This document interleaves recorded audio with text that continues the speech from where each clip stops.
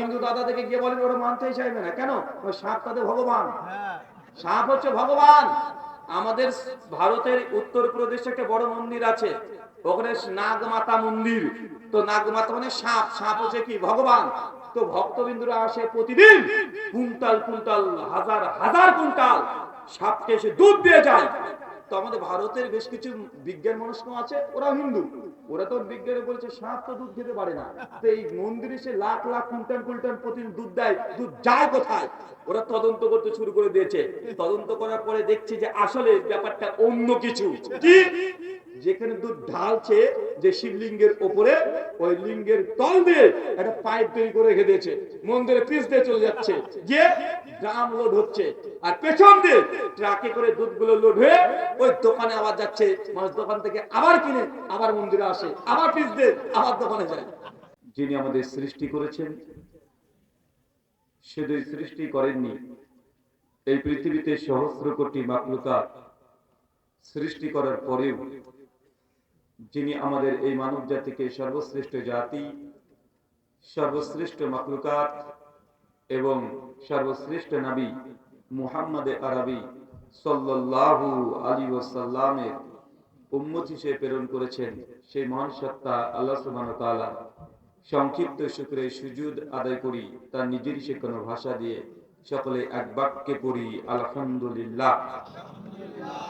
মাদ্রাসাতুল মানারা ও মসজিদ ও কমপ্লেক্সের উদ্যোগ এবং পরিচালনায় আজ তৃতীয় বার্ষিকী এই আজিমুস শান ইসলামী মহাসম্মেলন 2025, আজকের এই আলোচনা সভাটিকে সফল করার জন্য যারা সার্বিক দিক দিয়ে সাহায্য এবং সহযোগিতা করেছেন, তাদের প্রত্যেকের নাম স্বতন্ত্রভাবে নিয়ে শুকরিয়া আদায় করা সম্ভব নয়।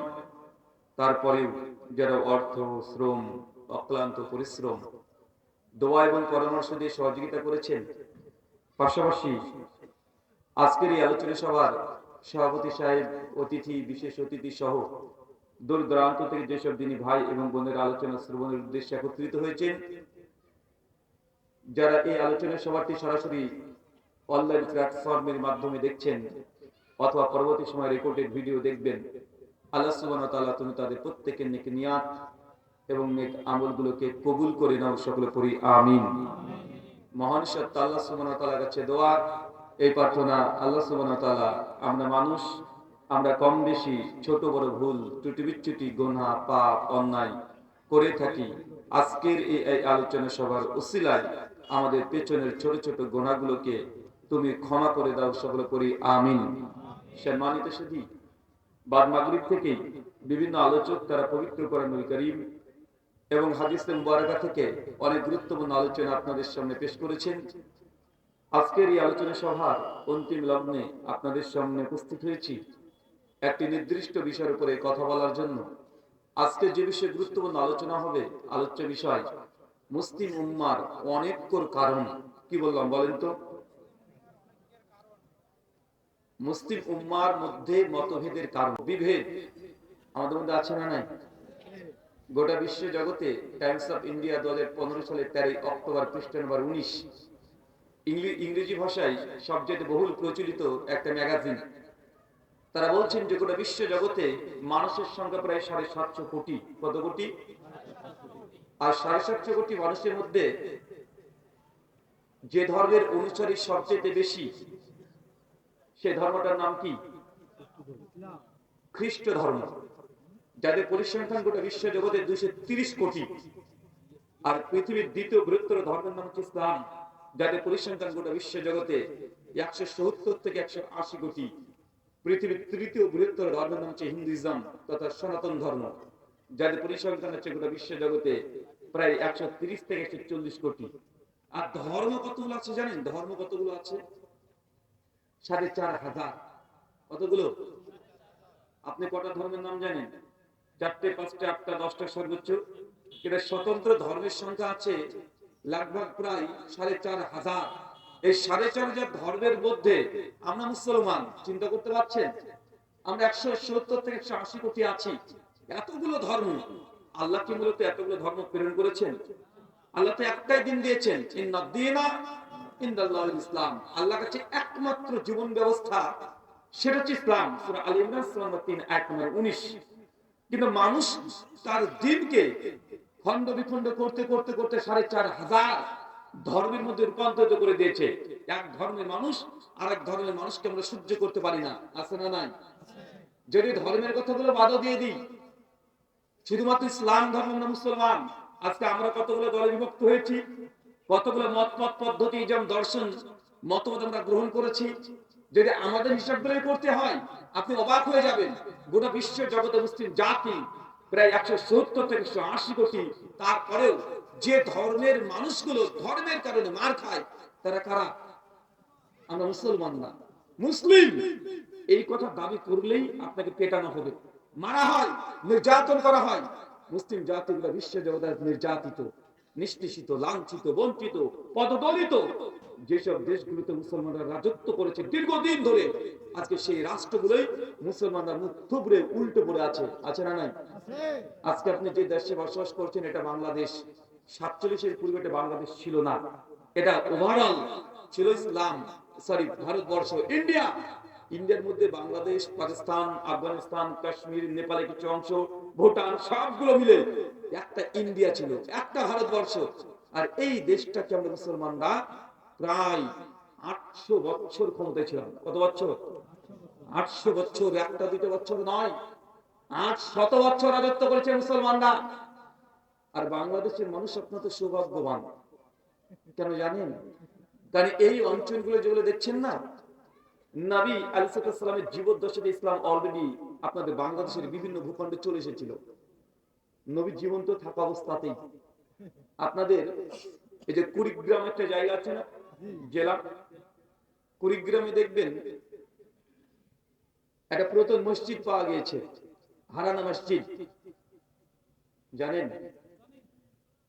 এই যে কুড়িগ্রাম হারানো মসজিদ, যখন এটা নিয়ে তদন্ত করা গিয়েছে, খনন কার্য শুরু করেছে, সেই সময় দেখেছে যে একটা টাইলসের উপরে, একটা প্লেটের উপরে লা ইলাহা ইল্লাল্লাহ এটা লেখা আছে, আর নিচে লেখা আছে ৬৯ হিজরি।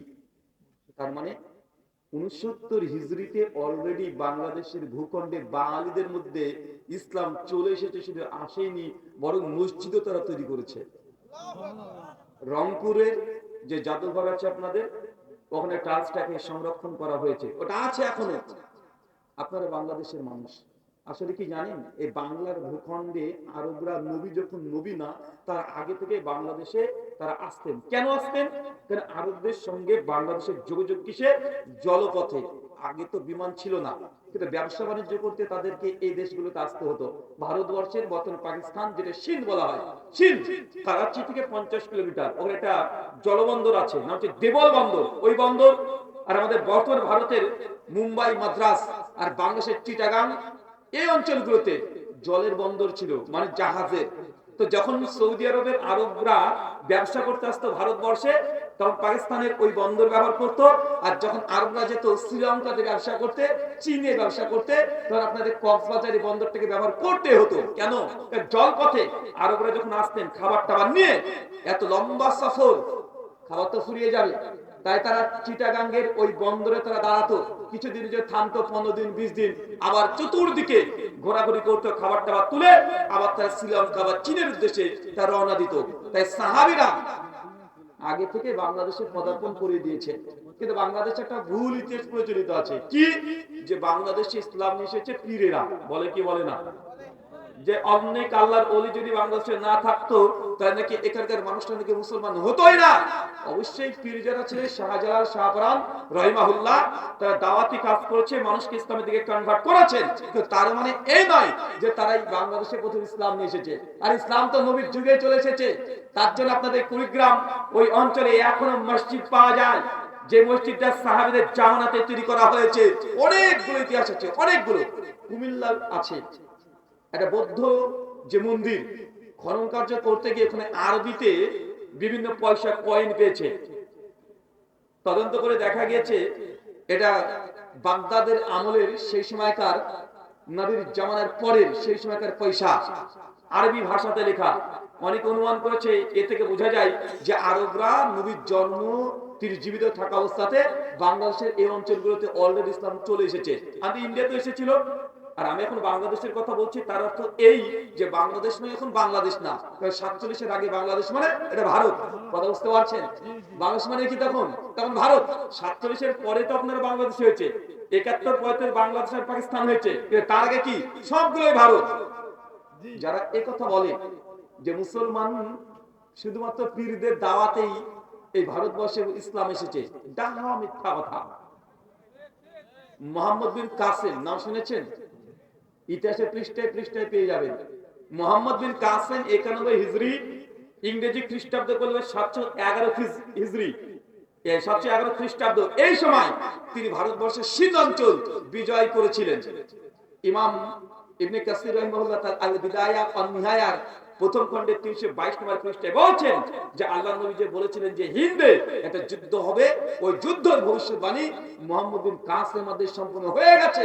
তার মানে মুসলমান ভারতবর্ষে এসেছে অলরেডি, নবীর সাহাবীদের জামানায় চলে এসেছে। যারা বলে পীর ফকিররা ইসলাম বাংলাদেশে নিয়ে এসেছে, ডাহা মিথ্যা কথা। এরপরে কে এসেছিলেন? এটা তো 711 খ্রিস্টাব্দে। 1000 খ্রিস্টাব্দে সুলতান মাহমুদ ভারতবর্ষে 17 বার আক্রমণ করেছিলেন। 17 বার, একবার দুইবার না। 1000 থেকে 1027 খ্রিস্টাব্দে 27 বছরে 17 বার আক্রমণ করেছে। তারপরে ভারতবর্ষে দিল্লি সালতানাত শুরু হয়ে গিয়েছিল কে? কুতুবউদ্দিন আইবাকের মাধ্যমে। আর আমাদের বাংলা, এই বাংলা ভাষাভাষী মানুষ বিহার, পাটনা এই অঞ্চলে যিনি ইসলাম সবচেয়ে দ্রুত গতিতে প্রচার করেছিলেন, তার নাম ইখতিয়ার উদ্দিন মোহাম্মদ বখতিয়ার খিলজি। 1204 খ্রিস্টাব্দে তিনি নদিয়াতে এসেছিলেন। নদিয়াতে ওই সময়কার একজন হিন্দু রাজা তার সঙ্গে যুদ্ধ করে তাকে পরাস্ত করে এই বাংলা, বিহার এই অঞ্চলগুলোকে দখল করেছে। তোমার পীর তো অনেক পরে এসেছে বাবা, অনেক পরে না? কিন্তু আমাদেরকে সেখানে কি হয়, আমরা তাদের ইসলাম প্রচারে আমরা সন্দেহ করি না, তারা অবশ্যই ইসলাম প্রচার করেছে। কিন্তু ইতিহাসটাকে একটু ঘুরিয়ে পেঁচিয়ে বলা হয়, আরে 800 বছর মুসলমানরা শাসন করেছে। এইসব পীর যারা এসেছে তা তো অনেক পরে, ইসলাম প্রতিষ্ঠিত হয়ে যাওয়ার পরে এরা ইসলামকে প্রচার করেছে। তার আগে অলরেডি মুসলমানরা চলে এসেছে। এই জ্বলন্ত দৃষ্টান্ত আমাদের ভারতবর্ষের কেরালা রাজ্য। ওই কেরালাতে মোটামুটি যারা গিয়েছে সাউথ ইন্ডিয়া, ওখানে ভাষা হচ্ছে মালয়ালিয়াম আর তেলেগু ভাষা, বোঝেন নাকি? ভগবান ভাষা হচ্ছে তেলেগু, আপনি ধারে কাছে যেতে পারবেন না। যদিও বাংলাদেশের তরুণ যুবকরা ওই দক্ষিণ ভারতের তথা সাউথ ইন্ডিয়ার সিনেমাগুলোকে দেখে, যেগুলো দেখে সেগুলোতে ড্রাবিং করা, এটা মূল ইন্ডাস্ট্রি হচ্ছে তাদের। তো ওই জায়গাতে চেরু নাম একটা জায়গা আছে, জেলা, ওইখানে সাহাবীদের হাতে তৈরি করা মালিক বিন দিনারের এখনো মসজিদ প্রেজেন্ট আছে, এখনো আছে। গত 2 বছর আগে সৌদি আরব থেকে বাদশা ফয়সাল যখন ভারতবর্ষে এসেছিলেন, আমাদের ভারতবর্ষের প্রধানমন্ত্রী নরেন্দ্র মোদীজি মহারাজ, উনি তখন করেছিলেন কি, উনি তখন ওই চেরুমান ওই মসজিদের একটা ছবি সুন্দরভাবে সোনা দিয়ে তৈরি করে তাকে গিফট করেছে। মানে মোদীজিও মানে যে সাহাবীদের জামানাতে সাহাবীদের হাতে মসজিদ তৈরি করে কোথায় আছে? আমাদের ভারতে, ইন্ডিয়াতে, দক্ষিণ ভারত তথা কেরালাতে এখনো মজুদ আছে। তাই এই ভুলভাল ইতিহাসগুলো মানুষকে বলে ওই পীরের ব্যবসাকে জমজট করার কোনো প্রয়োজন নেই। আমরা এমনি মানি যে না, যারা আল্লাহর ওলি ছিল তারা দেশে অনেক রকমের কাজ করেছে, কিন্তু তার ভক্তগুলো খুব বিগড়ে গেছে।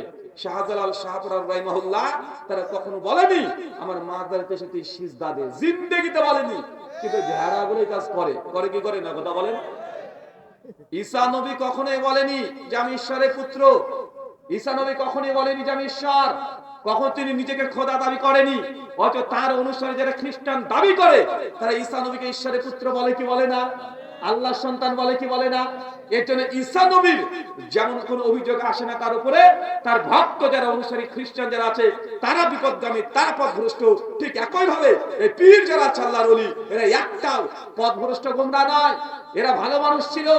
তাদেরকে নিয়ে তার ভক্তরা আজকে ব্যবসা করে বাংলাদেশে রমরম ব্যবসা তারা চালাতে শুরু করেছে কি করে নাই? তার জন্য ঈসা নবীর যেমন কোনো দোষ নাই, তার ভক্তর দোষ। এইসব আল্লাহর ওলিদের কোনো দোষ নাই, তার ভক্তদের দোষ। তারাই ধর্মটাকে ব্যবসায় পরিণত করে নিয়েছে। আল্লাহ সুবহানাহু ওয়া তাআলা বুঝার তৌফিক দান করে, আমিন। সম্মানিত সুধী, আলোচ্য বিষয় মুসলিম। একটা শুধু কারণ আমি বলবো, আর আমার কথা শুনে আপনি ভাবেন না যে আমার সব কথা আপনি মেনে নেবেন, মানা দরকার নেই। আমার কথা একটাও মানবেন না যতক্ষণ না পর্যন্ত আমি যে কথাগুলো বলছি আপনি তদন্ত না করেন, ততদিন পর্যন্ত মানবেন না।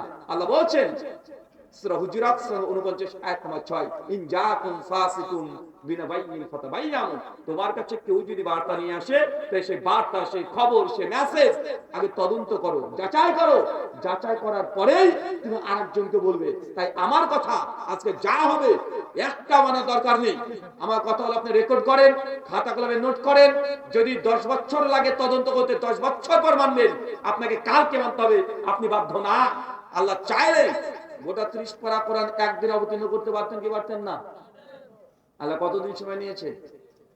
দীর্ঘ 23 বছর, 22 বছর 5 মাস সময় নিয়েছে। আল্লাহর কাছে কি খুব কঠিন ছিল যে নবী যখন মেরাজে গেলেন সেই সময় বলতে পারেন, ইয়া রাসূলুল্লাহ এনেন, এটা আপনার উম্মতকে দিয়ে দেবেন, সবাই মানবে? দিতে পারতেন কি পারতেন না? আল্লাহকে দিয়েছেন? আল্লাহ দেয়নি। আল্লাহ কি করেছেন? ধীরে ধীরে অবতীর্ণ করেছে, যে মানুষ যেন এগুলোকে নিয়ে এর চিন্তা ফিকির করে। আর আল্লাহ সুবহানাহু ওয়া তাআলার যে কালাম, যতক্ষণ বিশ্বাস না হবে ততক্ষণ বিশ্বাস করার আপনার প্রয়োজন নেই। এইজন্য আল্লাহ কোরআন মাজিদে নামাজ, রোজা, হজ, যাকাতের কথা না বলে আগে বলেছে ইকরা, তুই আগে পড়, আগে পড়, দেখ। ইসলাম কোন অন্ধবিশ্বাসের নাম না। সূরা মুহাম্মদ আল্লাহ জানেন যে ফালাম, আগে তুমি জ্ঞান অর্জন করো, আমি যে আল্লাহ, আমি যে তোমার রব। আগে জ্ঞান অর্জন করো। অন্ধের মতো আল্লাহকে বিশ্বাস করার প্রয়োজন নেই। ইসলাম হচ্ছে ইলমের নাম, জ্ঞানের নাম। কিসের নাম? কথা বলেন। জ্ঞানের নাম। কারণ ইসলাম যখন ছিল না, নবী যখন পৃথিবীতে আসে নাই, সেই সময়টাকে কি বলা হয়? জাহেলিয়াতের যুগ। মানে কি? মূর্খতার যুগ, অজ্ঞতার যুগ, বর্বরতার যুগ। আর এই মূর্খতা, বর্বরতার যুগকে চ্যালেঞ্জ করার জন্য কে এসেছে? ইসলাম এসেছে। ইসলামের অপর নাম কি হলো? জ্ঞান। অজ্ঞতাকে দূর কে করবে? জ্ঞান। ইসলাম মানে জ্ঞান। মুসলমান, আপনাকে জ্ঞান অর্জন করতেই হবে। আল্লাহ সুবহানাহু ওয়া তাআলা তিনিও জানতেন তার নবী তিনি এইভাবে লেখা দেখে দেখে পড়তে পারেন না। আল্লাহ জানতেন না তা নয়। সহিহ বুখারীর কিতাবুল ওয়াহির 3 নম্বর হাদিস, ফেরেশতা জিবরিল যখন প্রথম ওহী দিচ্ছে, ইকরা, পড়ো, জোরছে চাপ দিচ্ছে। কেন? জিবরিল কি জানে না নবী পড়ে না? নবী তিনি পড়তেন না? আল্লাহ কি জানতেন না? জানতেন। কিন্তু এই চাপটা মূলত নবীকে দেওয়া নয়, এই চাপ হচ্ছে উম্মতকে দেওয়া, যে তোরা পড়বি না। আর যদি নবী যদি মুখ না খোলে, উম্মত সেদিন মুখ বন্ধ করে দিবে। তার জন্য আল্লাহ সুবহানাহু ওয়া তাআলা নবীকে প্রেসার ক্রিয়েট করেছে যে পড়েন, পড়তেই হবে। যখনই তিনি পড়েছেন, সঙ্গে সঙ্গে ছেড়ে দিয়েছেন। কথা কি বুঝতে পারছেন চাচা? আপনাকে বুঝতে হবে ইসলাম মানে জ্ঞানের নাম, এটা অজ্ঞতার নাম নয়। যেখানে জ্ঞান সেটা ইসলাম, জ্ঞান নেই সেটা ইসলাম না, এটা অন্ধকার। আল্লাহ সুবহানাহু ওয়া তাআলা বলছেন কোরআনুল কারীম সূরা জুমার সূরা 39 আয়াত নম্বর 18, আল্লাযীনা ইয়াসতামিউনাল কাল ফায়াত্তাবিউনা হাসানা উলাইকা আল্লাযীনা হাদাহুমুল্লাহ উলাইকা হুম উলুল আলবাব। বাংলা মানে আল্লাযীনা ইয়াসতামিউনাল কাল, যারা মনোযোগ দিয়ে কথা শুনে। চাচা বলেন তো আল্লাহ কি বলছেন? আল্লাহ বলছে মনোযোগ দিয়ে কথা শুনতে হবে, মনোযোগ দিয়ে কথা শোনেন। কিন্তু আমাদের সমাজে আছে কি? না না না, এদের আলোচনা সবাই যাওয়া যাবে না, এই বক্তার বক্তব্য শোনা যাবে না। কেন? এরা আহলে হাদিস লামাযহাবী, আরে এরা ইহুদির দালাল, খ্রিস্টানের দালাল। আছে না? নাই কথা বলেন। আরে আল্লাহ বলছে কথা শোনেন। আপনি দেখছেন মুসলমান মধ্যে অনেকগুলো দল আছে, এখন কোন দলটা ঠিক কোনটা ভুল এটা আপনাকে বিচার করতে হবে। যতদিন চোখ খোলা আছে ততদিন সিদ্ধান্ত নেওয়ার ক্ষমতা আছে। চোখ যদি বন্ধ হয়ে যায় আর কোনো সুযোগ নাই। যখন কবরে চলে যাবেন, ফেরেশতারা আপনাকে প্রশ্ন করবে, ওই কবরের মধ্যে আমি প্রবেশ করে উত্তর দিতে যাব না। পৃথিবীর কোন আলেম সেই দিন আপনার কবরে কেউ যাবে না, আপনাকে একা একাই অ্যানসার করতে হবে। আজকে আপনি বলছেন যে ইহুদির দালাল, খ্রিস্টানের দালাল, কথা শোনা যাবে না। অথচ আল্লাহ বলছেন আল্লাযীনা ইয়াসতামিউনাল কাল, যারা মনোযোগ দিয়ে কথা শুনে। আরে কথা শোনেন, কথা কে বলছে এটা গুরুত্বপূর্ণ নয়, কার কথা বলছে এটা গুরুত্বপূর্ণ। আজকে যদি আপনার এলাকায় যে হিন্দু পণ্ডিত আসে, পণ্ডিত এসে যদি বলে আরে তোমরা মুসলমান, আরে তোমরা সুদ খাচ্ছ, তোমাদের নবী বলে গেছে কেউ যদি জেনে বুঝে 1 টাকা সুদ খায়, মায়ের সঙ্গে জেনা করলে যে পাপ, তুমি 21টা পাপ করছো। মুসলমানের বাচ্চা, তুমি সুদ খাচ্ছ কেন? একজন হিন্দু পণ্ডিত যদি বলে, তারপরে সে কথা মানবো কি মানবো না? মানতে হবে কি হবে না? না আপনি বলবেন যে আরে তুমি হিন্দু, তোমার কথা মানবো কেন? আরে বেটা ও হোক হিন্দু, যে কথা বলেছে তার নিজের কথা বলেনি, রাসূলের কথা বলেছে, মানতে হবে কি হবে না? এই জন্য কথা কে বলছে এটা গুরুত্বপূর্ণ নয়, কার কথা বলা হচ্ছে এটাই গুরুত্বপূর্ণ। যদি আমার কোনো কথা যদি রাসূলের সঙ্গে মিলে যায় আর আপনি যদি মুসলিম হন আপনি মানতে বাধ্য, আর যদি না মানেন সেটা আপনার মর্জি, আমার দেখা দরকার নেই। আপনাকে জোর করে মানাতে হবে, এই অধিকারে ক্ষমতা অথরিটি পাওয়ার আমি তো দূর কি বাত আল্লাহ নবীকেও দেয়নি, নবীকে দিয়েছিলেন যে জোর করে কাউকে ইসলাম মানাতে হবে। লাইক রাফিদ্দিন, দিন নিয়ে কোনো জবরদস্তি নাই। ফাযাক্কির ইন্নামা আনতা মুযাক্কির লাস্তা বিমুসাইতির। হে নবী, আপনার তো কাজ মানুষকে সত্য কথাগুলো প্রচার করে দেওয়া। আপনাকে আমি দারোগারূপে প্রেরণ করি নাই যে মানুষকে আপনি জোরপূর্বক ইসলামে কনভার্ট করবেন, এই অধিকার এই ক্ষমতা বা এই জিনিস করতে আপনাকে দুনিয়ায় পাঠাই নাই। সূরা গাশিয়া আয়াত নম্বর 20-21, সূরা বাকারা আয়াত নম্বর 256, সূরা লুকমান আয়াত নম্বর 20-21, বিভিন্ন জায়গাতে আল্লাহ এই কথা বলেছেন। তার মানে আমরা বুঝলাম আল্লাহ সুবহানাহু ওয়া তাআলা বলছেন কথা শুনতে হবে, কথা শোনা এটা মুমিনের বৈশিষ্ট্য, কিন্তু কথা না শুনে দূরে বসে আপনি ফতোয়া জারি করে দিবেন এরা পথভ্রষ্ট গোমরা ইহুদি খ্রিস্টানের দালাল, এটা মুসলমানের বৈশিষ্ট্য হতে পারে না। চাচা, কে হক কে বাতিল, কে ঠিক কে বেঠিক এটা নির্ণয় করার জন্য দুই পক্ষের কথা শুনতে হবে কি হবে না? আপনি যদি বিচারক হন এলাকার, সালিশ করতে বসেছেন, একজন এসে বলছে যে আমার মেয়েটাকে তার সঙ্গে বিয়ে দিয়েছি, আমার মেয়েটাকে প্রতিদিন বেধর পেটাই, জুতো পেটা করে বাড়ি থেকে বের করে দিয়েছে। আপনি এক পক্ষের কথা শুনে যদি একটা রায় দিয়ে দেন, যদি সিদ্ধান্ত দিয়ে দেন, যদি সালিশ করে দেন, এই সালিশ করা কি ঠিক হবে কি হবে না? এটা 100% ভুল হবে। কেন? আপনি এক পক্ষে শুনেছেন, দুই পক্ষে শুনতে হবে। দেখাচ্ছে স্বামী তার স্ত্রীকে আসলে মারতো কেন, সেই স্ত্রী পরকিয়া করতো, কিন্তু ওই পক্ষ তার বলবো না যে আমার মেয়ে পরকিয়া করতো তার জন্য ওর হাজবেন্ডকে মেরেছে, ভাই বলবে কথা বলে? তাই সালিশ করতে হলে, বিচার করতে গেলে কোনটা ঠিক কোনটা ভুল এটা জানতে হলে দুই পক্ষের কথা শুনতে হবে। আমি জানি কথাগুলো শুনতে আপনার খারাপ লাগতে পারে, কষ্ট হতে পারে, তবে মনে রাখেন যখন হসপিটালে কোনো মানুষকে অপারেশন করে না, যতক্ষণ কোনো কষ্ট না পাবে ততক্ষণ সুস্থ হতে পারবেন না। ওষুধ খেতে তিতই লাগে, কিন্তু খাওয়ার পরে কি হবে? ভালোই লাগবে। আপনার ছেলেকে আপনি স্কুলে পাঠাচ্ছেন, ও যেতে চায় না, প্রচুর কান্নাকাটি করে, কিন্তু আপনি তাকে পিটি স্কুল পাঠাচ্ছেন কেন?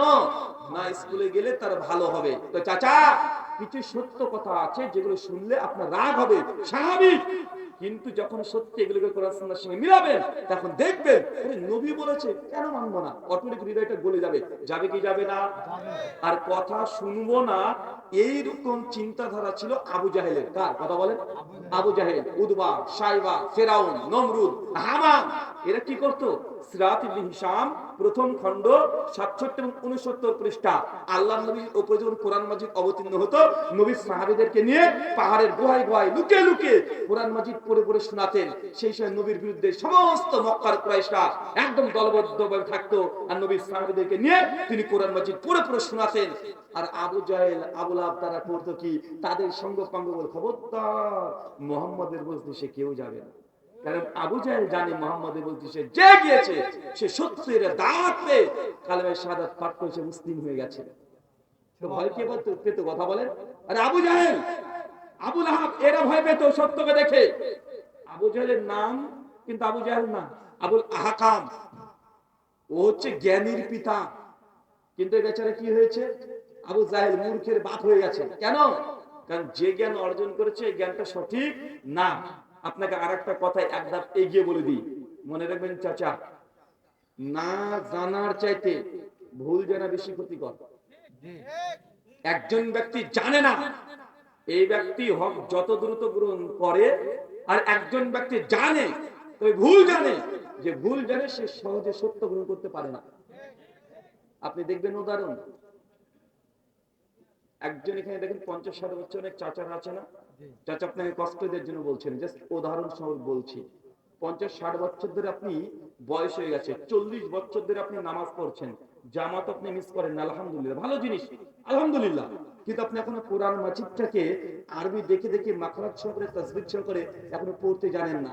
এমন আছে না নাই? কথা বলেন। এমন আছে, দেখবেন আরবি পড়ছে, সূরা ফাতিহা পড়ছে, এমন সূরা ফাতিহা পড়ছে, হচ্ছে সূরা ফাতিহা না অন্য কিছু পড়লো। এরকম আছে না নাই? এখন এই চাচা যিনি 40 বছর ধরে ফাতিহা পড়ছে নামাজে, কিন্তু তার সূরা ফাতিহা শুদ্ধ না। এখন যদি মক্কার ইমাম শেখ সুদাইসকে যদি ভাড়া করে নিয়ে আসি, আর যদি বলি এই মসজিদে আমাদের এলাকার 5 জন এমন চাচা আছে যাদের বয়স 60 হয়ে গেছে, 40 বছর ধরে নামাজ পড়ে, কিন্তু ফাতিহা সঠিক না, সুদাইস সাহেব আপনাকে 5 জনকে সূরা ফাতিহা বিশুদ্ধভাবে শেখাতে হবে। শেখ সুদাইস 2 দিন ট্রাই করার পরে বলবে যে বাবা আমার এই চাকরির দরকার নেই, বাপ যেখানকার জিনিস সেখানে চলে যায়। বলবে কি বলবে না, কথা বলেন কেন? কারণ চাচা যিনি শিখেছেন উনি ভুল শিখেছেন। কি শিখেছেন? ভুল শিখেছেন। এখন তাকে ঠিক করতে গেলে অনেক বড় টাফ হয়ে যায়। কারণ যেটা শিখেছে আগে সেটা ব্রেন থেকে ডিলিট করতে হবে, জিহ্বা থেকে ডিলিট করতে হবে, এরপর নতুন জিনিস থেকে ইনস্টল করতে হবে, নতুন ভাবে জিহ্বাকে নাড়ানো শেখাতে হবে, ব্রেনের মধ্যে প্রবেশ করাতে হবে। হয় কি হয় না? তাই যে জানে কিন্তু ভুল জানে, একে সংশোধন করা খুব কঠিন, কিন্তু যে জানে না তাকে জানানো খুব সহজ। এখন 4 বছরের একটা ছেলেকে ডেকে নিয়ে আসেন, আপনার নাতিকে, ওই চাচারি নাতিকে ডেকে নিয়ে আসেন, মসজিদের হুজুরকে দিয়ে দেন যে হুজুর আমার নাতিকে আপনি সূরা ফাতিহাটা শিখিয়ে দেন। হুজুর 2 থেকে 3 ঘন্টা সময় নেবে, এমন চমৎকার ভাবে মাখরাজ তাসবিহ সহকারে সূরা ফাতিহা শিখিয়ে দিবে। দেখবেন ওই চাচা চাইতেও 14 গুণ বেশি ভালো হবে। হবে কি হবে না? ঠিক। কেন? কারণ এই ছেলেটা কিছু জানেই না, ও যেটা শিখেছে ওটা ঠিক শিখেছে। তাই না জানার চাইতে ভুল জানা বেশি ক্ষতিকর। দেখবেন জুম্মাবারে কি হয়, মসজিদে গিয়ে লক্ষ্য করবেন, দেখবেন কিছু মুসল্লি আছে মসজিদে গিয়েই সঙ্গে বসে পড়ে, আর ও মনে করে এই বসাটা মসজিদের হক, এটাই সম্মান। মুসলিম সহিহ বুখারী 444 নম্বর হাদিস, ইজা দাখালাল মসজিদ, কোন ব্যক্তি যখন মসজিদে প্রবেশ করবে, সাল্লু রাকাতাইন, 2 রাকাত নামাজ না পড়ে যেন না বসে। নবীজি কি বললেন? আরে মসজিদে আপনি ঢুকবেন, ঢুকে মসজিদ নামাজ পড়াটা এটাই সুন্নাহ, নামাজ পড়া মসজিদের আদব। আর মানুষটাকে গিয়ে বসে যায় মনে করে এটাই আদব, আছে না নাই? কিন্তু আপনি জানেন ভুল জানেন, তাই সত্য গ্রহণ করা আপনার জন্য খুব কঠিন হয়ে যাবে। যে জানে না আজকে হাদিসটা শুনবে, সঙ্গে সঙ্গে কাল থেকে মানতে শুরু করে দিবে। হয় কি হয় না? অনেক মানুষকে দেখবেন নামাজ পড়ছে, আবেগ, ধর্মের প্রতি আবেগ আছে, নামাজ পড়তে পড়তে সিজদা দিতে গিয়েছে একজন, আর মাথাতে যে টুপি ছিল প্লাস্টিকের টুপি খুলে পড়ে গেছে, আর পাশের মুসল্লি ভাবছে বাবা টুপি পড়ে গেছে। হ্যাঁ, ও নামাজরত অবস্থাতে ধরে ও টুপিটাকে বারবার পরে দিচ্ছে। দেখা যায় কি যায় না? কেন? এই ব্যক্তি যে টুপিটা পরে দিচ্ছে এই সুরত জানে, তবে ভুল জানে। কি জানে? ভুল জানে। ও জানে না এটা যে টুপি ছাড়াও নামাজ হয়ে যায়, কিন্তু এটা জানে না সেই মুসলিম কিতাবে সালাতের 580 নম্বর হাদিস, নামাজের মধ্যে দুনিয়াবি কোনো কাজ করা জায়েজ না। দুনিয়ার কোনো কাজ যদি করে তার নামাজই বাতিল। কিন্তু এই বেচারা টুপি সিজদা দিতে গিয়ে পড়ে গেছে, এর নামাজে কোনো ত্রুটি হবে না, কিন্তু ওই বেটা মনে করছে যে না না না না টুপি পড়ে গেছে, উপকার করতে গিয়েছে, নিজের নামাজটা বাতিল। হয় কি হয় না? কথা বলেন। কারণ ও মনে করছে এটারই গুরুত্ব বেশি, মানে মাথায় টুপিটার গুরুত্ব বেশি, কিন্তু নামাজের মধ্যে একটা কাজ করে ফেলেছে, ভাই টুপি তুলে দেয়া, এটা কি নামাজের অংশ না দুনিয়াবি কাজ? নামাজের অংশ না দুনিয়াবি কাজ? কিন্তু আমাদের সমাজে মানুষ জানে, তাই ভুল জানে, আর যে ভুল জানে তাকে মানানো খুব কঠিন। আবু জেহেল জানতো ও জ্ঞানীর পিতা ছিল, যা জানতো সব ভুল জানতো, তাই নবীর সঙ্গে দুশমনি করেছে। কথা কি বুঝতে পারলেন? যারা যারা দুশমনি করে তারা জ্ঞানীরা দুশমনি করে, কিন্তু সেই জ্ঞান যাতে ওহির সঙ্গে কোনো সম্পৃক্ত নাই। চাচা আপনি অনেক কিছু ভুল জানেন, কিছু মানতে চাইবেন না, দেখবেন কয়েকটা দেখাবো আপনাকে। আচ্ছা দেখেন, ওই যে এলাকাতে দেখবেন মাঠ ঘাটে দেখবেন গরু চড়ে, গরু চড়ে না? একটা সাপ এসে দেখবেন গরু থেকে দুধ খেয়ে পালিয়ে যায়, ওই সাপটার নাম কি? আর জোরে বলেন। দাঁড়ার সাপ এসে দুধ খেয়ে পালিয়ে যায়। আচ্ছা যারা মাধ্যমিক পরীক্ষা দিয়েছেন, ম্যাট্রিক পরীক্ষা দিয়েছেন, বিজ্ঞান সায়েন্স একটু মোটামুটি পড়া জানেন, আচ্ছা বলেন তো সাপ কি দুধ খেতে পারে? তো দুধ কে খায়? এই যে দুধ দেশ খেয়ে পালিয়ে যায় সমাজে যে প্রচলিত আছে, আরে বিজ্ঞান আমাদেরকে বলছে যে সাপ দুধ খেতে পারে না। সাপকে যদি জোর করে দুধ খাওয়িয়ে দেন, ও বেটা 7-8 ঘন্টা পর চিটপটাং মরে পড়ে থাকবে। কেন? কারণ দুধকে খেয়ে হজম করার জন্য, ডাইজেস্ট করার জন্য যে এনজাইমের দরকার সাপের শরীরে, সে এনজাইম নাই, তাই জোর করে খাওয়ালেও ওই সাপ বাঁচতে পারবে না। সমাজে আছে সাপ দুধ খেয়ে পালিয়ে যায়, তারপর দাঁড়াস সাপ, নামও সে মারাত্মক নাম, আছে না নাই? কথা বলে। আবার আমি হিন্দু দাদা থেকে গিয়ে বলেন ওরা মানতেই চাইবে না। কেন? সাপ তাদের ভগবান, সাপ হচ্ছে ভগবান। আমাদের ভারতের উত্তরপ্রদেশে একটা বড় মন্দির আছে, ওখানে নাগমাতা মন্দির। তো নাগমাতা মানে সাপ, সাপ হচ্ছে কি ভগবান। তো ভক্তবিন্দুরা আসে প্রতিদিন কুইন্টাল কুইন্টাল, হাজার হাজার কুইন্টাল সাপকে এসে দুধ দিয়ে যায়। তো আমাদের ভারতের বেশ কিছু বিজ্ঞান মনস্ক আছে, ওরা হিন্দু, ওরা তো বিজ্ঞানে বলছে সাপ তো দুধ খেতে পারে না। তো এই মন্দিরে সে লাখ লাখ কুইন্টাল কুইন্টাল প্রতিদিন দুধ দেয়, দুধ যায় কোথায়? ওরা তদন্ত করতে শুরু করে দিয়েছে। তদন্ত করার পরে দেখছে যে আসলে ব্যাপারটা অন্য কিছু। কি?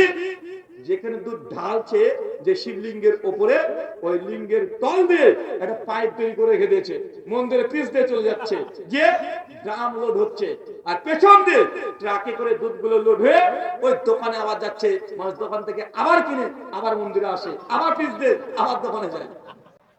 মানে একদম ওই সারা বছর ধরে বিক্রি করছে। কথা কি বুঝতে পারলেন? কারণ সাপ তো দুধ খায় না, এমন সাপকে জোর করে খাওয়ালেও ও তো হজম করতে পারবে না। কিন্তু আমাদের হিন্দু দাদারা এটাকে ভক্তি মনে করে, শ্রদ্ধা মনে করে, ওইখানে সাপকে প্রতিদিন দুধ খাওয়ায়। দুধ তো সাপ খায় না, ঠাকুরের পকেটে ঢুকে টাকা দিল।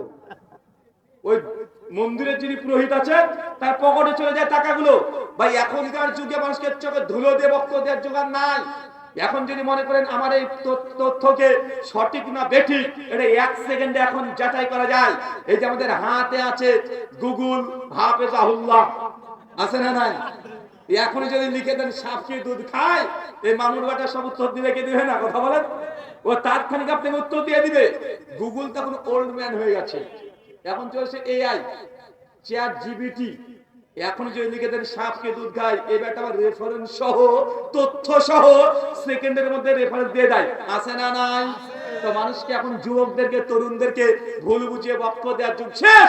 আগেকার হুজুররা খুব ভালো ভালো ওয়াজ করতো, যে 3 মাসের রাস্তা 3 দিনে পাড়ি দিয়ে গেল, গল্প কেচ্চাকারি চলছে, কে সত্য মিথ্যা যাচাই করবে? ছিল কি ছিল না? কথা বলেন।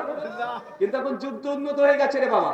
এখন যে কোনো তথ্য চ্যাট জিপিটির মাধ্যমে, এর আর অনেকগুলো মানে সাইট আছে, ডিপসিক আছে, আরো অনেকগুলো আছে, যে কোনো জায়গাতে তথ্যকে যাচাই করা যায়।